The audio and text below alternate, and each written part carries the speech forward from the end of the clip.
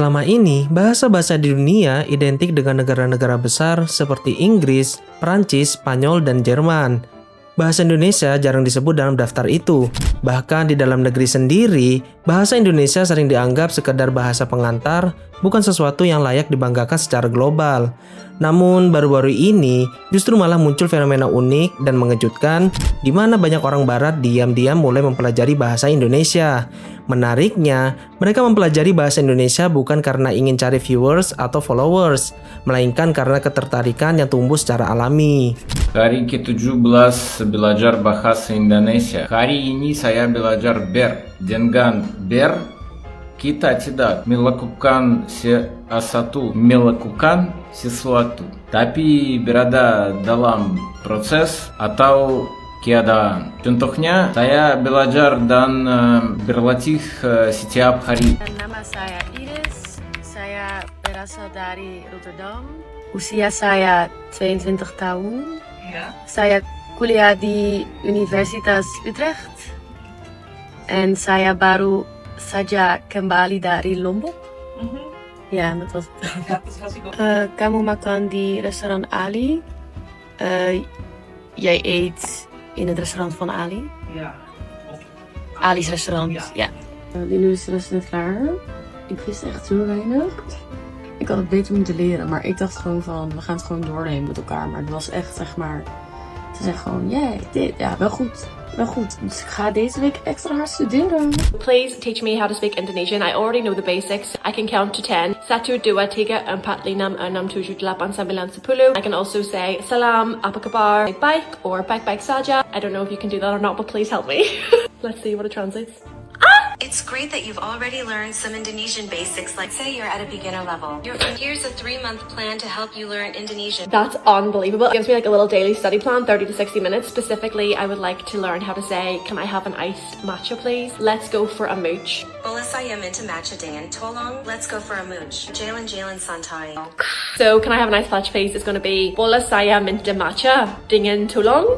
And then let's go for a mooch. Ayo jalan santai. It's actually like a full-on tutor for me in the form of an app. Indonesian Era Unlocked is Era Indonesia Terbuka. I've literally downloaded that app today and I've got a full breakdown of how to speak Indonesian. That is going to change my life. Ya, ketika melihat video-video tersebut, rasanya seperti bahasa Indonesia sudah menjadi bahasa internasional. Salah satu alasan terbesar mengapa bahasa Indonesia cepat disukai adalah kesederhanaannya. Orang barat sering terkejut ketika menyadari kalau ternyata bahasa Indonesia terlihat begitu simpel dan mudah untuk dipelajari. Banyak orang barat terbiasa dengan bahasa yang kaku, penuh aturan dan sering membuat penuturnya takut salah. Bahasa Indonesia memberi pengalaman berbeda. Mereka merasa bahwa bahasa Indonesia tidak menghakimi dan sangat menyenangkan untuk dipelajari. Hey you guys, this is for my homies back home in America. Whenever I talk to my friends on the phone, they ask me how far I've gotten in the language and if I'm fluent yet, and I'm not really fluent. I have a lot to go, but 6 months ago I didn't know anything, so I'm proud.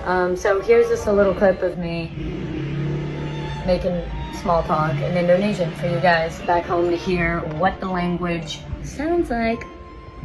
Yeah, so halo, apa kabar? Nama aku Maria. Aku asli dari Amerika, tapi sekarang aku tinggal di Jawa Timur. Ya, sudah 8 bulan di Indonesia. Ya, hari ini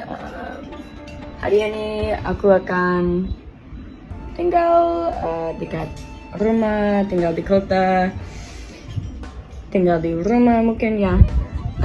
Dan mau santai aja.